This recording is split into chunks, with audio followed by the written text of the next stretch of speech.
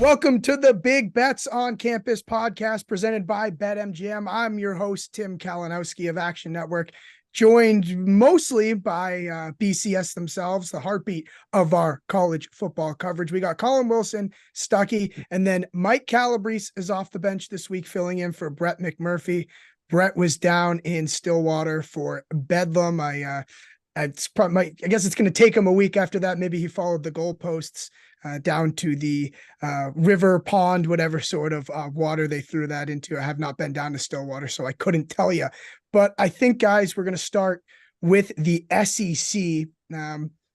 Alabama, they beat LSU 42-28. Georgia over Missouri 30-21. And when you look at that, it says that this SEC picture is getting quite clear. It looks like we're on a collision course for Georgia and Alabama in that title game. And it leads me to lead off with a question. I guess I'll get Stuckey's little piece on this. Is there value now at Alabama 7-1 to win the national championship on BetMGM? Is this where we should be looking at? This Bama team has answered a lot of questions. No. There's not value. I mean, look, they could lose at Kentucky this weekend. But like even if you just ignore that game, and then let's just say, let's ignore that game. Let's even ignore at Auburn, where weird things can happen, and they could lose that game. And then let's ignore, obviously they're going to beat Chattanooga. So SEC championship against Georgia. Let's just, for conservative sake, we'll call it a pick. And then let's call the first semifinal a pick and the national championship a pick, okay? Just for ease of this exercise. That's plus 100, plus 100, plus 100, 7-1. Just for them to win the SEC championship and 2 college football playoff games. And you're not even accounting for the fact that they could lose at Kentucky or at Georgia. People are forgetting, like they almost lost at A&M. Arkansas only lost by 3. They beat the shit out of one of the worst Power 5 defenses in college football. Like it's not I don't think anything has changed that much. But if you really do love Alabama, money line rollover. Start it in Lexington this weekend. It's going to pay more than 7-1. These markets generally don't have much value. The hold is too big. And especially like a trendy name like Alabama after a big win over LSU. Moneyline rollover if you like them. Because if you moneyline rollover them starting the SEC championship, assuming they get there, you're going to get 7-1 or around there. So zero value. Yeah, I guess I'm guessing too. You wouldn't include Chattanooga in the moneyline rollover, but Collin, you could pick up a couple cents. Okay, all right, fair. All right, yeah, fair enough. I would be ignoring that game if I was going to do the exercise. Collin, do you tend to concur with Stuckey here? Yes and no. I mean, I think Alabama does have a little bit of value, but 7-1 is the last price you're going to take because there's only 3 teams in college football that are power rated higher than Alabama right now. That's Oregon, Michigan, and Georgia. 2 of those might have to be ones that Alabama would have to face on their route to the college football playoff. If you were simply just to parlay, forget Alabama, you just parlay 3 games at minus 110, you're looking at 6-1 as the rollover there. So it's, if you got the ability to have an open parlay card for Alabama, I would go that route. If not, there's really only 2 teams on the board where I could suggest that you throw your money at this week. One of them being Alabama, because if you look at their path, like Stuckey said, Georgia, Michigan, whoever's going to be there in the college football playoff, assuming it would all be within -2 or +2, then that's about the price it's going to be. But you have to, again, you're not going to get any value on these money lines against Auburn and the FCS game, the 10-horn game that Alabama is going to play. But really, none of the numbers on the board have any value. The ones that are close to where their cutoff is Alabama. And then the other one, which I don't want things thrown at me on this podcast or show, is Penn State at 100-1. Right now, Iowa would win them the tiebreaker. Now, you need Penn State to beat Michigan, and you need Michigan to beat Ohio State, which factors into the 100-1. But Iowa has that lead, and Iowa would give Penn State that leg up for the conference championship. So the only 2 teams I can suggest are Alabama and Penn State. Yeah, we spent a lot of time. You agree? It's the parlay, it pays more. And like they're only a 10-point favorite at Kentucky. Like you have to include that too. They could lose that game. Right. Well, so they're not gonna come on. They're not gonna lose to Kentucky. I'm saying they could, and that's included in the futures price. So you include that in your money line rollover too. We're only talking about the 3 games. Yeah. Like if they lose to Kentucky, they're out. So you start your money line rollover this weekend against Kentucky, and then you have the 3 more games. You even also have Auburn. We've seen weird things happen between now, so that's another money line rollover point. Like this price is basically just assuming Alabama's already in the SEC title. Yep. And then that's your money line rollover. But you have 2 other games that they technically could lose. If not, you still include them in your bet to start things off. Yeah, but none of these numbers are suitable for buying. I mean, but that's the way that it is at the end of the season here. They're just going to give you what the price would be on a rollover from conference championship through the playoff, and they don't consider the rest of the remaining schedule. Yeah, I love how we were also able to squeeze in some Big Ten tiebreakers into the discussion as well. Some that we've been touching on nearly every week, it feels like. And also, Stuckey, the money that 2 keys and stagger in would make if Kentucky was able to pull off the upset against Alabama. Yeah, it sucks. I have some Alabama fans coming to visit, which will be fun. They're going to the game, and then after we'll hang out. It sucks that it's at noon, but just like for the bars, it's not ideal. But if they do beat Alabama, it'll be fun for after. And to Colin's point, Big Ten tiebreaker update. Big Penn State, which was so behind the 8 ball after they lost to Ohio State, has had like everything break right since. Their opponents are 8 and 10. So it's just the tiebreaker would be the West opponents. If Michigan beats Ohio State, Penn State beats Michigan. Penn State's West opponents are 8 and 10. Ohio State and Michigan, they're 7 and 11. And they'll both drop to 7 and 12 when Ohio State beats Minnesota. And Illinois, to come back against Minnesota to win by 1 was massive for Penn State. Massive. So Burt helping out Collin and Nice Futures.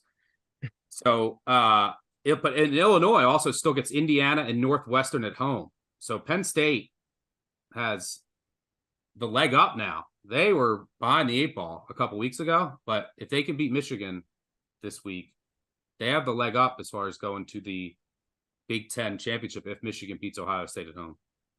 Calabrese, take us home. You've been doing a lot of nodding over there. Take us home. Yeah, I love the way that they laid out talking about the rollover. And this essentially is Vegas speaking to casuals that don't either have the math skills or the patience to be able to roll over week after week. There's no reason whatsoever you should take 7-1 if you're interested in them actually winning the national title.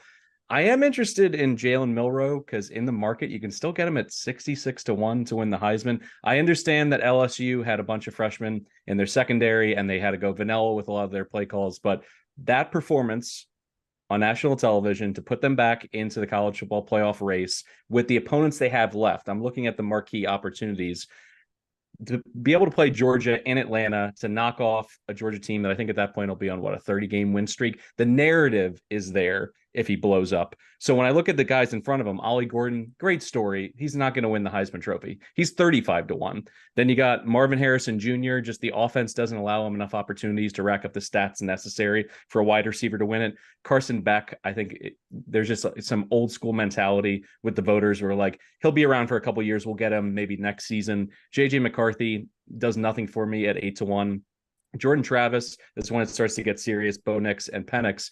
But Penix, like all of a sudden, he's had some down games and they're now leaning on the running game. So usually his advantage was just absurd statistics, where now that's taking a little bit of a backseat. So I think in terms of value on the board right now, futures, if we're talking Alabama, I'm only thinking about Jalen Milroe to win the Heisman. Yeah, that's be a bigger payoff than all of those rollovers. I want to hop over to out west, the Pac-12, and get your guys' opinion on this. Caleb Williams crying after the game, a tough loss to Washington. The defense, do we feel bad for him? There's been some hot takery on both sides of this. The deleted tweet of him LOLing Max Duggan after Duggan was crying, and Duggan going back after him. It's been very interesting. Stuckey, I'll ask you, one, do you care about this? Does this get your juices going at all? No. I mean, who cares? USC's done. They're dead to me. I kept been fading them for 2 years, and then I bet them twice this year, and they and then Caleb can't even go down and get a back door. Like, they just gave up at the end, which is so annoying. That was like the classic game where it was going to be a back door, whoever was down, you would think, but no. No, I mean, USC's irrelevant. They fired Alex Grinch, but here's the thing: like the fact that Lincoln Riley held on to Alex Grinch for this long is so telling. We'll see who he hires next, but in a way, like, from everything I've heard, Lincoln Riley just doesn't even care about the defense, which would make sense, is why he's had Alex Grinch for that long. So I'm not expecting a good hire, but in a way, it like works for him, because if you have a bad defense, like, then your offense is just putting up tons of points, and then you're getting all these offensive recruits, and you're always having a Heisman quarterback because you could put up ton of numbers. So I'm curious to see who he hires, but no, I don't care. I'm curious to see if Caleb Williams plays the rest of the year. But that's USC's irrelevant. I do not care. Collin, what'd you think of the tiers? I mean, I could care less. I mean, I think showing emotion should be promoted and not bullied. But at the same time, there's always going to be those people out there. And, I mean, all of us take our share of social media roasting. I mean, I've been friends with Stuckey long enough. He's my biggest roaster, which I'm happy to say that on Twitter. Although there was a guy this week that told me I'm a joke at the Action Network because I ranked Washington State 41st. But I mean, getting roasting is a part of it. Hopefully, I mean, you are a joke, but not because of that. Yeah. Someone that's centering in on Washington State's power ranking on a Sunday morning that's an interesting life that he's leading. But I don't know. Caleb's going to have some thick skin going into the NFL here. So, I don't know if that affects his performance, or if any NFL GMs if that affected the way that they think about him. What I do know from a college football perspective, I don't expect the Trojans to show up in Autzen this weekend whatsoever. Yeah. Calabrese, crying. I was crying that way after Penn State's loss to Ohio State with the amount I had invested in that game. We talked about that. What was your thoughts on it? It's almost like these people on Twitter are operating in bad faith. I know that's a crazy idea to consider the fact that they're trying to have it both ways. But like 3 weeks ago, when he did his little press conference where he was very nonchalant, people were like, he doesn't care enough. And now he cares too much. It's like, you can't win. So like, who cares at this point? And the fact of the matter is, like, college football and college athletics in general, it's become this like schism where it's like, are you competing for the national title or not? And if you're not, then multiple players are either actually quitting the team. Like Boise State's wide receiver just announced a couple hours ago he's just leaving the team in the middle of the season. Like, what is going on with college athletics? Like, the transfer portal has ruined it. So I think at this point, the fact that he was overcome with emotion, like, good for him is like a weird thing to say, but like, at least he's showing that it meant something to him.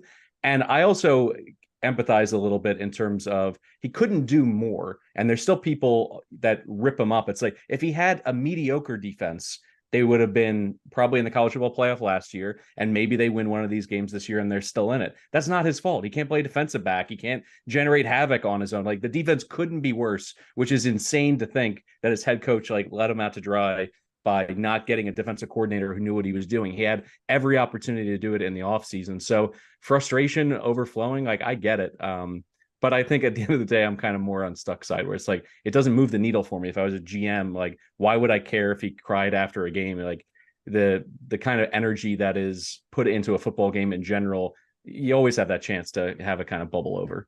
And we don't know personally what happened to Caleb, right? I mean, maybe his dog passed away, maybe Pawpaw's gone. I mean, we don't, I mean, it could be something completely unrelated to football, and it's just been a traumatic week. Trust me, there are Saturday nights where I'm pouring a glass of scotch and I'm getting over a traumatic week. So we don't know what's going on with the kid. I think that's a good point. Stuckey, Collin kind of went said that you like to give him a hard time on Twitter. Is there have you had a Caleb Williams situation yourself where people reacted to something? Every Saturday. It's like from every Saturday in the fall and winter. But it's all I rib Collin, but it's all in good fun, and it's part of the extension of the podcast as well. But as far as specific like meltdowns, every Saturday. What's the worst of it? Let me give everybody the script. Every year, there's either one or a subset group of teams that are frauds and some that are corpses, And when the frauds and the corpses actually either have a pulse or they play decent, competent football, Stuckey goes irate, and then he gets twisted on Twitter, and he just goes absolutely berserk. It's the same. It just depends on who the teams are. Like last year was Oklahoma State. I thought Stuckey's head was going to fly off his shoulders with Oklahoma State, right? It's always a subset of corpses and frauds. Yep. Stuckey this year was kind of Oklahoma, and it was working. It's been working out for you. Yeah, I mean, Oklahoma was a fraud, and they've been exposed. So he likes to bring up New Mexico State as a fraud. What was Yeah, that? Calabrese, did you hear that on the podcast? I even said, what is Diego dead? Like, why are we doing this? They're a Ponzi scheme. They've beaten nobody. They play nobody. They play no one on purpose. The athletic director schedules nobodies week after week after week. They also lost to UMass in Hawaii. So the last week, your boy Diego put up 13 points against the Middle Tennessee defense. And they cover because Middle Tennessee went 2 false starts in a row, driving to take a lead, and then miss a 30-yard field goal. And they drive to take a lead again, and then can't get in the end zone. So no, I was not impressed by New Mexico State, but they beat me. So it is what it is. I put this on Twitter before. It's one of those, that New Mexico State bet, that's one of those bets in the sports book. You just throw the hood up, you go up to the counter, you cash the ticket, you shove it in your pocket, you walk straight out of the casino. You don't even come back. You don't even deserve that one. Calabrese. Yeah, I mean, they did nothing. Yeah. The offense did. Diego did nothing that game. Calabrese, you have a bad take or about any bad Twitter experiences to go along with Caleb? A couple of years ago for March Madness, I put together like a tournament of the best teams of all time, and I had the audacity to put 96 Kentucky as a 2 seed. And as soon as I pressed send on that, like at the time, I think I had like 4,000 followers. Like I had like 1 million impressions, and I had Big Blue Nation just coming with pitchforks for me. That was one where I needed to just close my computer, put my phone in the microwave, take a long walk, because they were absolutely coming for me. So yeah, it's when you run afoul of like one of the top 3 or 4 biggest fan bases, like they will find you and they will not forget. So yeah, it's difficult. Usually I like to stay in that mid-major range where it's like, how many Northern Iowa fans are there, cumulatively? But yeah, it can be bad when you get in the crosshairs of a program like that. So I think to this point, Tim, one time about 2018, I said that UMass might relegate themselves to the FCS. They might drop down. And I found the UMass heartbeat of Twitter came at me. It had to be 50 accounts came at me like, we are never going to the FCS. We are never dropping down. They were the most passionate UMass people I've ever met. Maroon Army. Them assholes. We saw just wish we had Brett for a firsthand account of an incredible Bedlam game. Oklahoma, we mentioned. Stuckey, you're frauds. What did you make of it's just an incredible football game on Saturday? Yeah, I mean, look, it was the last Bedlam, so you were going to get just an amazing effort at home from Oklahoma State. I came away, I don't think I changed either of my tune on either team. I'm actually fading Oklahoma State this weekend, laying over a field goal or laying a field goal or more at UCF. I mean, Oklahoma State's defense is problematic. They have 2 good linebackers, a couple decent cover corners, but there's not much at safety. There's not much on the D line. Gabriel went 26 of 37 for 350. And Oklahoma averaged 5.5 yards per carry. And if you go back to Oklahoma State's last like 5 games, they've had multiple defensive scores. They're winning the turnover battle by like 2 to 3 a game. So their defense has been very fortunate. The offensive revival is real because of Ollie Gordon. Oklahoma did a pretty good job, kind of keeping him in check for the most part compared to what he's been doing. I think he still got to 150, but the Oklahoma State defense is still a problem.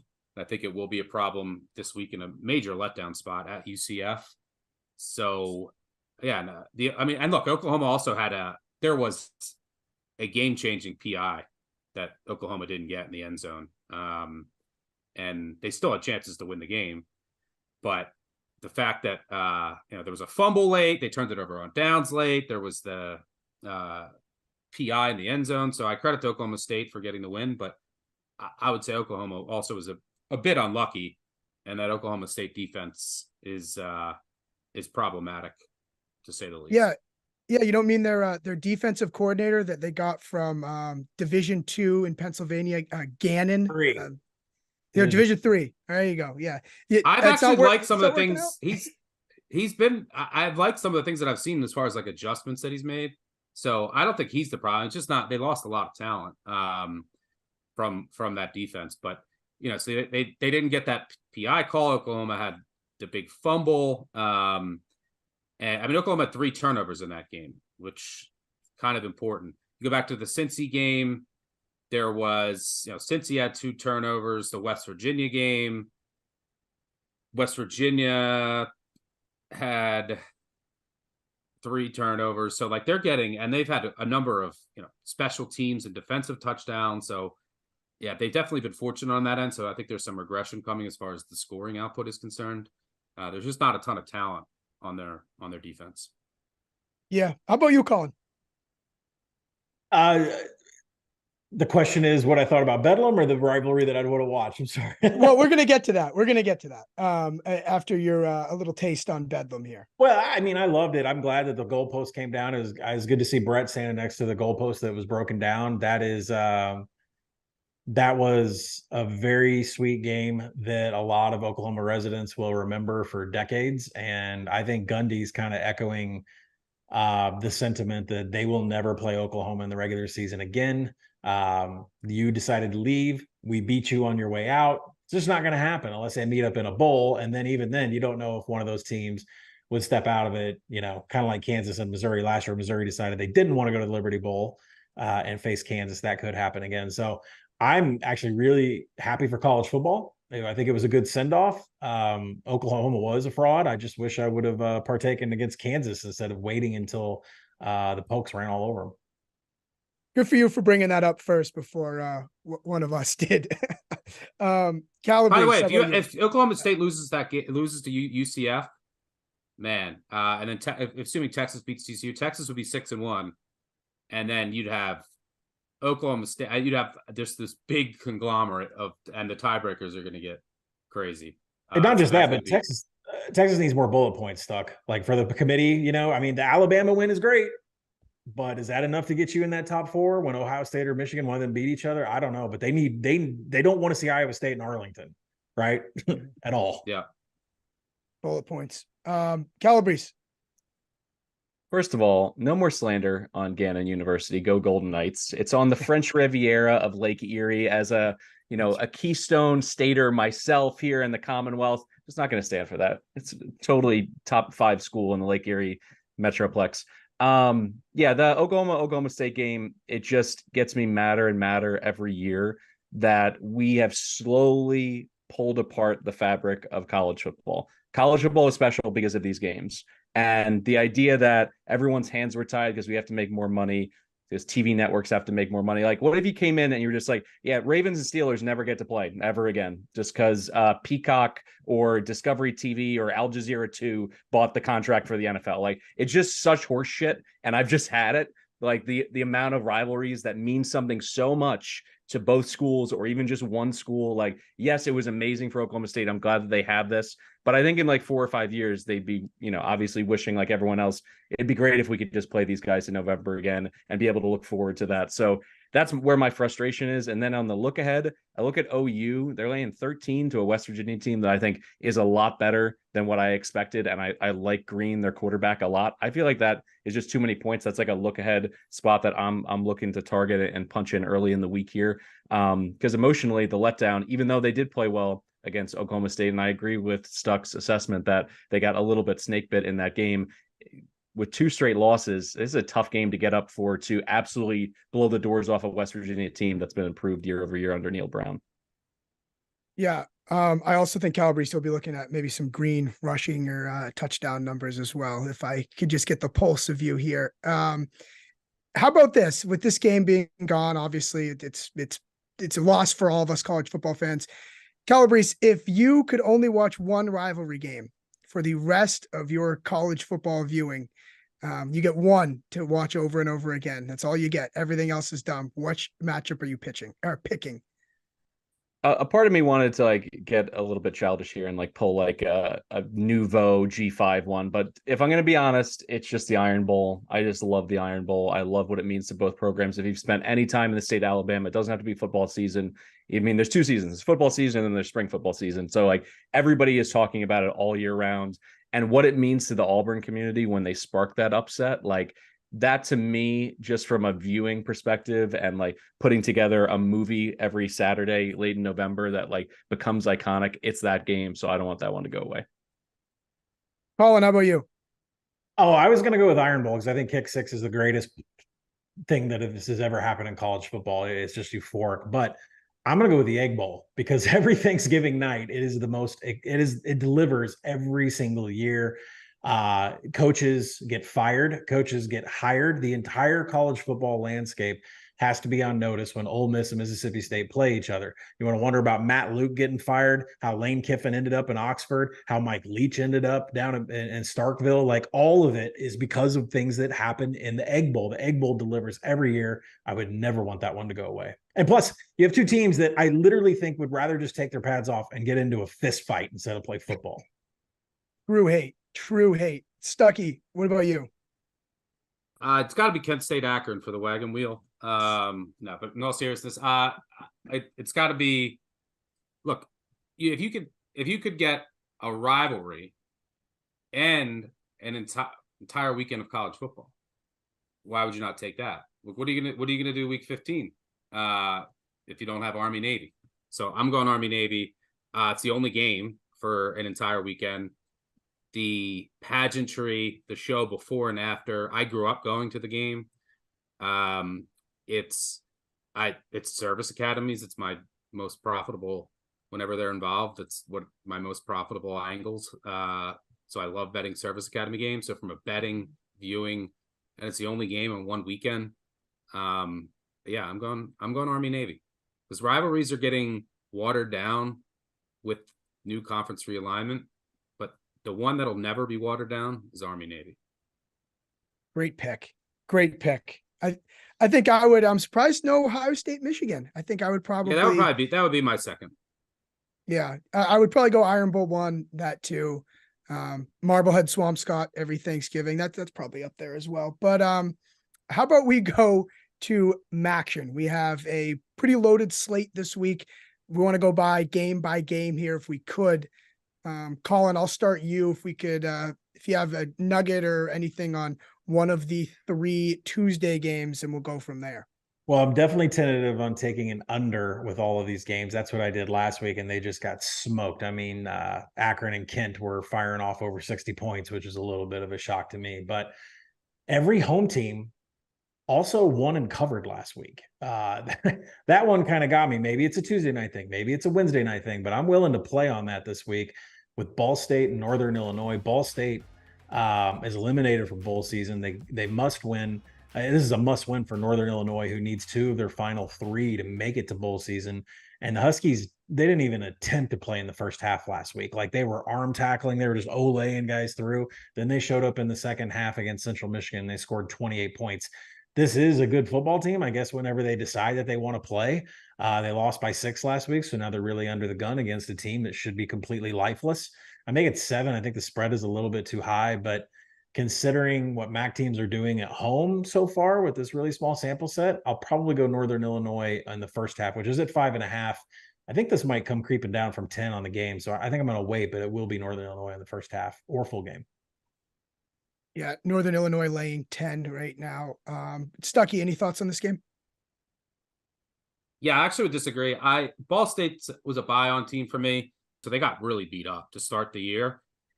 But they went to their third quarterback, Kelly, who was more of a runner, and they run just like this really basic read option.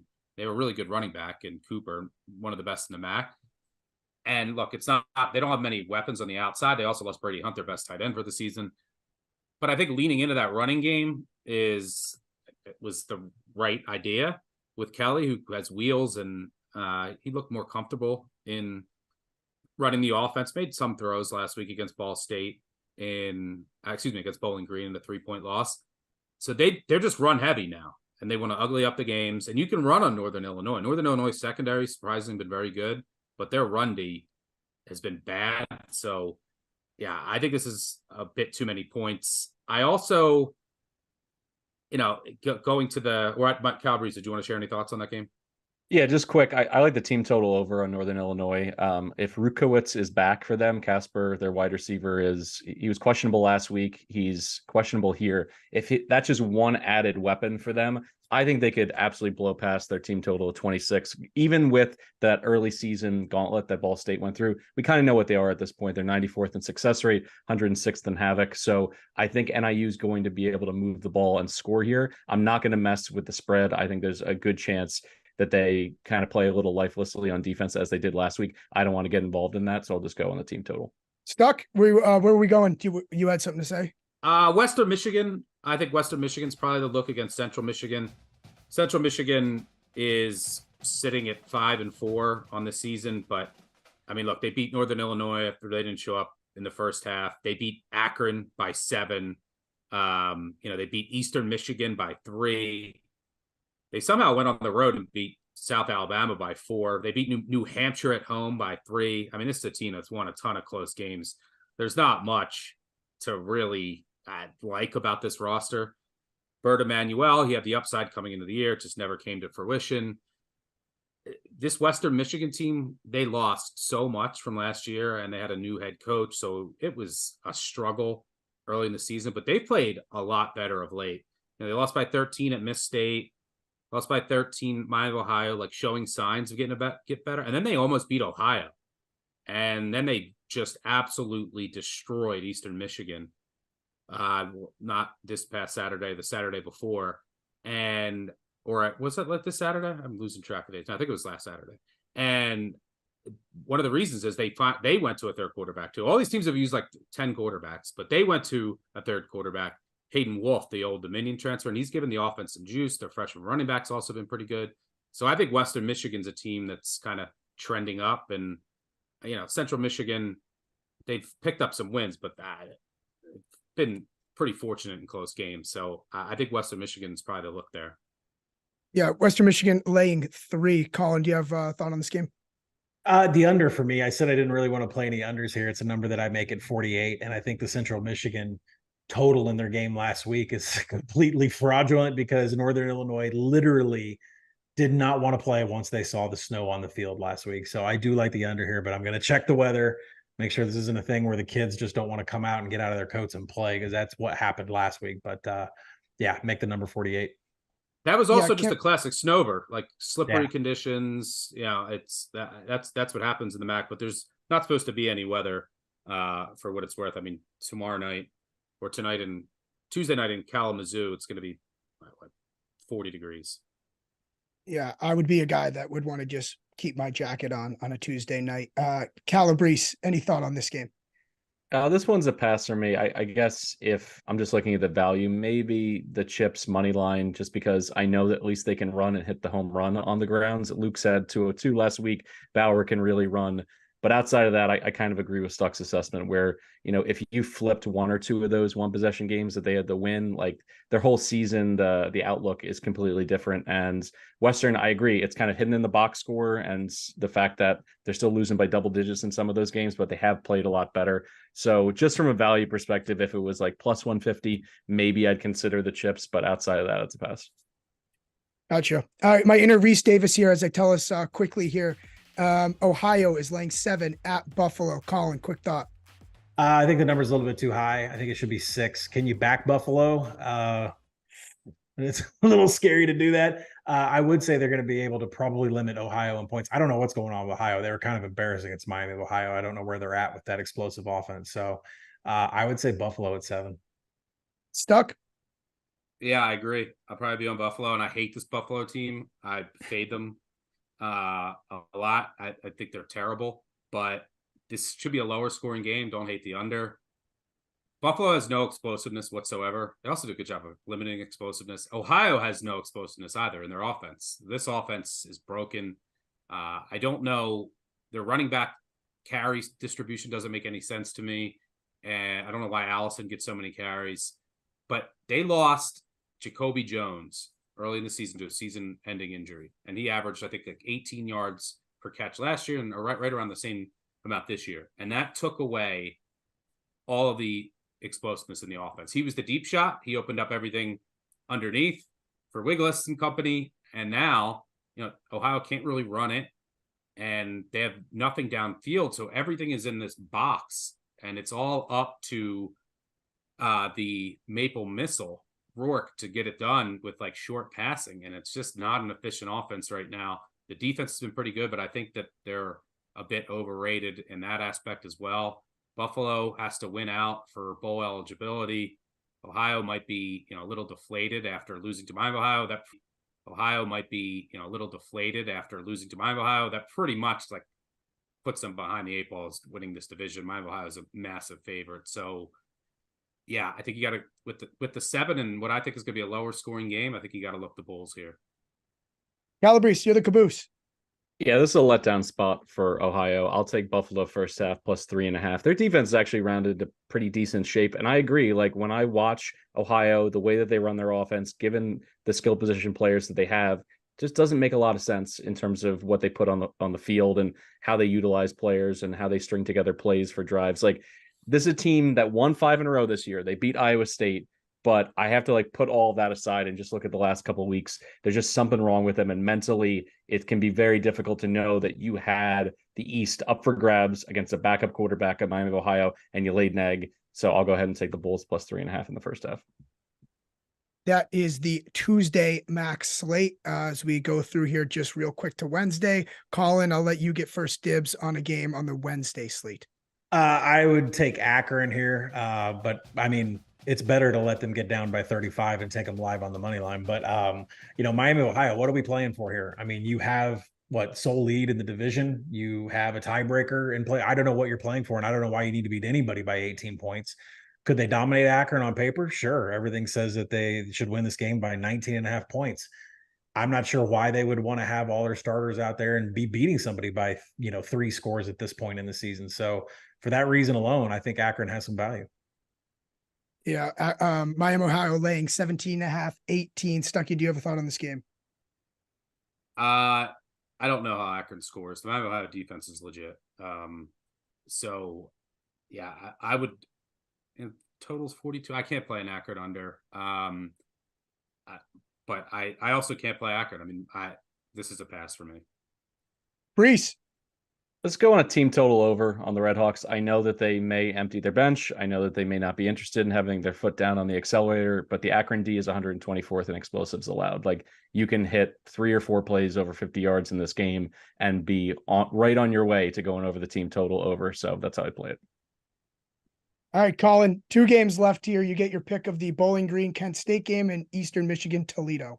Yeah, I make the Kent State Bowling Green 33. That could get laughed at, but again, with Kent State and Akron scoring 60 points, so I think 41 has some value on the under there. I'm thinking about playing Kent, but I don't know if I can actually put my money behind Kent State. He's only covered 1 game all year at Arkansas. Yep, the Dan Enos Arkansas team. But and they also lost their top receiver, McCray, last week to an injury. I doubt he's going to look nasty. I doubt he's going to play. But Bowling Green, I mean, first of all, they've been so fortunate with turnovers. So there's some regression coming. And their entire offense is Terrion Stewart running the ball. And he's a really good running back.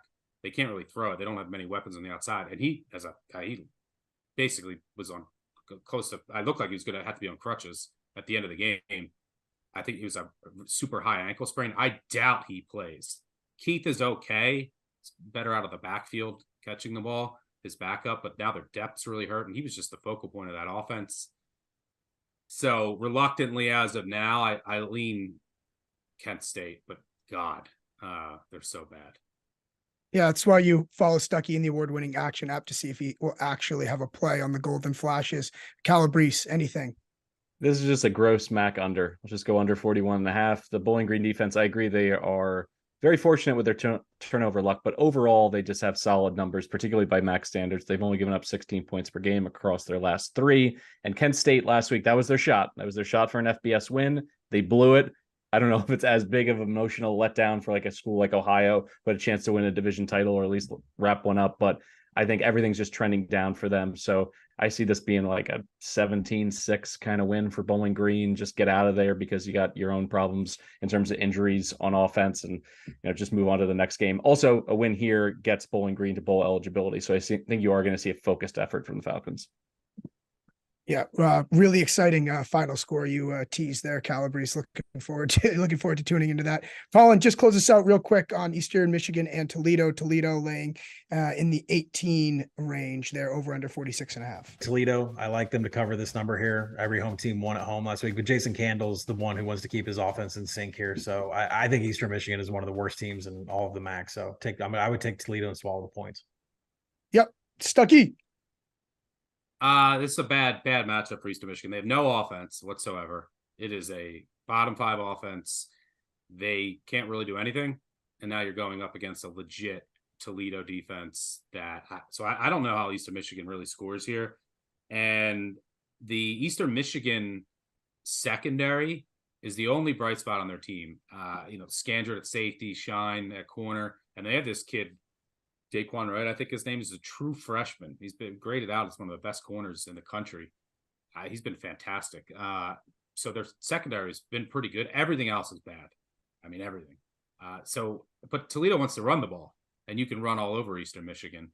So they should be able just to run down Eastern Michigan's throat, hit a bunch of explosives in that aspect as well. I know Chris Creighton's, their Eastern Michigan's head coach, is good as an underdog. They're well coached, because they won't get a ton of penalties. They're good on special teams, but they're just overmatched here. I don't know how they score, and I don't know how they stop Toledo's rushing attack. Calabrese, can Eastern Michigan score? No, which is why I'd look for them on a live number. If Toledo scores first, field goal, touchdown, maybe I'm interested, because you got to remember, this is a Rockets team that's 2-3 against the spread in MAC play. They're 8th against the spread in terms of margin in the MAC. They fall below the closing number by 4 points per game. So Candle and this team historically, they have their mess around game every so often in MAC play, and they're already not just an ironclad lock as clearly the most powerful team in the conference to run away with games. But 18.5 is still not enough for this Eagles offense. It's a disaster. I don't see how they can even generate, let's call it 10 points in this game. So I got to get a nice juicy number on the live line, maybe an overreaction to an opening score for the Rockets. Nothing says Wednesday night like having the browser open for live betting Eastern Michigan and Toledo. So yeah, really exciting stuff. As we move on to our sponsor, BBOC is presented by BetMGM. Use bonus code ACTION when signing up to get up to $1,500 paid back in bonus bets if your first bet loses. For new users in Arizona, Colorado, Illinois, Indiana, Iowa, Kentucky, Louisiana, Maryland, Massachusetts, Michigan, New Jersey, Ohio, Pennsylvania, Tennessee, Virginia, West Virginia, and Wyoming. Terms and conditions apply. Must be 21 or older. Gambling problem? Call 1-800-GAMBLER. Calabrese, did you come prepared with a sources stumper with no Brett McMurphy today? Are you going to fill in for us? Of course I did. All right, here we go. It's the BCS show, so why don't I have a trivia question here that includes the BCS? All right, if you take the old school 1v2 in the BCS era and the college football playoff, 7 programs have been oh so close, but have failed to make it either to the BCS title game or the college football playoff. So that means in the BCS era, pre-bowls, they finished in that 3rd, 4th, or 5th slot. And in the college football playoff era, they finished in that 5 through 7 slot. There's 7 teams. 5 of them have done this twice. One of them has done it 3 times, and one is snake bit in such an incredible way. They've done it 4 times. Let's see how many of these you can get, and can you get the 4-time loser in terms of not quite making it into either the BCS title game or the college football playoff. So this is basically the just missed it question. This is the just missed it programs of college football since 1998. Who's first? All right, Collin, kick us off. Texas A&M. No, they made a BCS. They're like 5th every year. They never made the BCS title game either. Never made the college football playoff, but they're like 5th. Yep. No, they're not one of the teams, huh? Mm-mm. So these teams never made both. Yeah, they never made the BCS title game. They never made the college football playoff. I actually thought, as I was thinking of this question, Collin, oh, it had to be A&M. And I was like, I'll just go to the Johnny football year where they surged down the stretch. They were like 8th or 9th when they went to that Cotton Bowl. So they weren't quite in the outside looking in of the college football playoff because they had 2 losses. Wow. Colorado. Incorrect. Colorado did it once when they were, I want to say it was 2001, that BCS year where they beat the brakes off of Nebraska at the end of the regular season. Then they had that crazy win over Chris Sims and Major Applewhite in the Big 12 title game, and they were left at 3rd. Instead, they sent. I thought that was the question. Teams that were 3rd through 3 through 5. Right, but they only did it once. There was only that one time where they did it. These other schools have all done it at least twice. One school's done it 3 times. Okay. Another school's done it 4 times. Oklahoma State. Also incorrect. Oklahoma State has not done it. Missouri. Incorrect. They had a year, though. Wasn't the Chase Daniel year right there? They almost played for the national title. Damn. All right. Yeah, that was 07. They were right on the doorstep, but that was the only time they did it.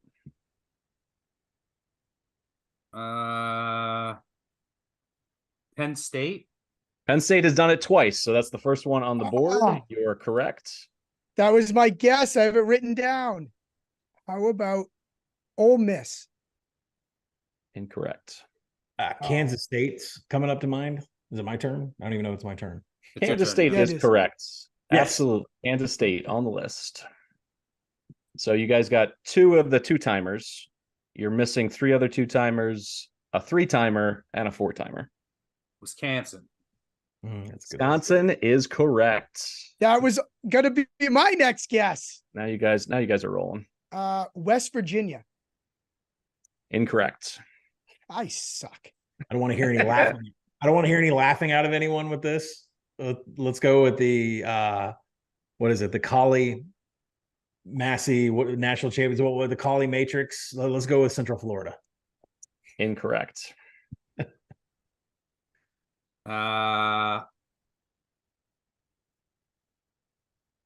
Iowa. Correct. Oh All my right, God. now we're cooking with gas. So you still have, you need 1 more 2-timer, and then the 3-timer and the 4-timer. I'll go Vatek. They played in the national title in '99 against Florida State. I was 1 year old. You still know who Michael Vick is. All right. Can we go Boise State? Boise State only did it once. It was, I want to say 2010 when they were right there at 3rd. And then they didn't even do it. They had a chance to, and then Colin Kaepernick knocked him out on Black Friday in that double overtime. Statue of Liberty was what, 7? January of it was 07, but they came into that Fiesta Bowl like 10th or 9th in the country. Oh crap. Because they had no schedule back then. Let's go Stanford. Stanford is the ultimate just on the outside looking in team. They've done it 4 times. So you guys are down to the very last one. It's a fun game. Utah. Buzz. I'll go with Mississippi State. Incorrect. Cal. Nope. Stick in the same conference. UCLA. Incorrect. UCLA did it, I want to say once. They were probably 5th that first year in '98. We have 2 left. Just 1. You're just looking for a 3-timer. So you got the 4-timer in Stanford, and you got let's see, you got all 5 of the 2-timers in Iowa, K-State, Penn State, Wisconsin. Don't think anyone said Louisville. Should we go Louisville? Let's go Louisville. Incorrect. Incorrect. All right. Tennessee. Champions. Oh, they won. Yeah. They had won Yeah. with fucking 98 since Yeah. 98. All right, well, I lost my turn. T. Martin, baby. That's for Tim. Well, he's named after T. Higgins is named after him, so I do know that. North Carolina. Incorrect. You know what? There was a time when Nebraska football was good. I'll go with Nebraska. Nadamakan Sue should have won the damn Heisman, so I'll go with Nebraska. They did play for the 0-1 Natty when they got obliterated by Miami. Yep, that's right. Crouch. I'm gonna go USC. Nope. Oh, duh. No. Back to back. They played in. Yes, I know. I'm an idiot. That's the thing. The little single BCS national championship games get you. You can parachute in as a big winner here, Tim. I was praying Stuckey would get it, so I didn't have to give another guess. I definitely fell asleep, and we've said this team, Washington State. No. Okay, I got it. Because in the initial college football playoff ranking, this team was right there. And then there were other teams where they had a Heisman winner. So I'll go Baylor. Baylor is correct. 3 times. Baylor has done it, which is incredible. But the Stanford one always blows my mind. Between that and how many Heisman runner-ups they've had, they've been on the cusp of college football greatness for a while now. But have not. So what was the list again? Let me see. I accidentally deleted one of them. Hold on. So Stanford 4 times, Baylor 3 times, Iowa State, K-State, Penn State, Wisconsin, and you guys got another one, I feel like, but I accidentally deleted it. So Colorado? No, we can go back on the tape. Run through. Tape. Now let's guess. Let's guess the one we forgot. I got 4. Collin got 3. Tim was shut out. Tim was also here, so it was good. Tim was here. Naked lap for me. That is embarrassing. You're too young. You're too young to pass. Too young. That's bad. Okay. Let's do you touched on it, Stuckey. USC fires their defensive coordinator, and also some shenanigans going on at Colorado with the old play caller situation. Shador Sanders baited into the question, says, I'm not going to answer it. This all led me to, what is the best scenario in college football? And the scenario being, if they just had this, they would be good, because it's USC with a defense. Maybe it's Colorado with an offensive line. Collin, do you have a good, if they had this scenario? Maybe it's Arkansas's offensive coordinator. I don't know. If Ohio State had Connor Stallions, they would win the national title. Cheeky. Calabrese. If James Madison had eligibility, they'd play in the New Year's Six bowl game as the best G5 team. And it's just an incredible crime against humanity. And at this point, I think this is when they should just start breaking from the NCAA and just show up at the Cotton Bowl anyway. They can play 2 teams, 1 at half. They'll switch over. But the Dukes, if they run the table, deserve to be the team. Because at this point, who are they competing with? Like, Tulane's looks like crap. Like the last 3 weeks, Liberty, like that's it. So James Madison, give them their eligibility. That's what's missing. Stuckey. I got a couple. If Ohio State had a quarterback, they would win the national title. If North Texas actually started Chandler Rogers from the beginning, they might have a few more wins instead of Stone Earl. If Penn State, James Franklin actually practiced throwing downfield before the Ohio State game, they would have won that game. And if Arizona started Noah Fafita from week 1, they would be potentially undefeated right now. And if we changed, my last one is, if we changed all the rules and let Arizona into the college football playoff, they might win it all. Couple of the obvious ones we missed, or at least one of them, Iowa with an offense. That would LSU with the defense. LSU with the defense. I'm trying to think with Clemson with a coach. Clemson with the transfer portal for sure. Clemson with the transfer portal. Southern Miss with a quarterback. I mean, we could go forever here. Texas A&M with if they pass the hat around in week 1. Yeah, a couple good ones here. If we trying to think too, maybe Utah possibly, if they had Rising healthy, maybe could be a good one. That's a good one. Collin and Mike, but one final thing here. Are we betting Penn State this weekend? No, I have as many tickets on Penn State as you guys do. I have them in like parlays to win the Big Ten with other championships. I got them to win the Natty. So I I'm actually surprised the number. What is it? Sitting at 4? I'm actually 4.5, 5.5. Yeah, like to me, that would have been if they lost to Ohio State, but their offense looks functional, or if this was a whiteout game at night. So I don't see any. So basically, this is like a little bit below the number. If anything, may take Michigan. Not going to like it, but I make the game. Penn State. Yeah, I make the game 5. So I think the market's right in line. I've cracked the file and started writing it for everybody this weekend on Action Network. And I can tell you that I led the article off with Penn State 2 weeks ago only had 15 shots over 20 yards. In the last 2 weeks, they've had 12. So I have to do a complete re-diagnosis of what the hell's going on with Mike Yurcich's offense because all of a sudden we like to throw downfield. There's a healthy appetite for explosives.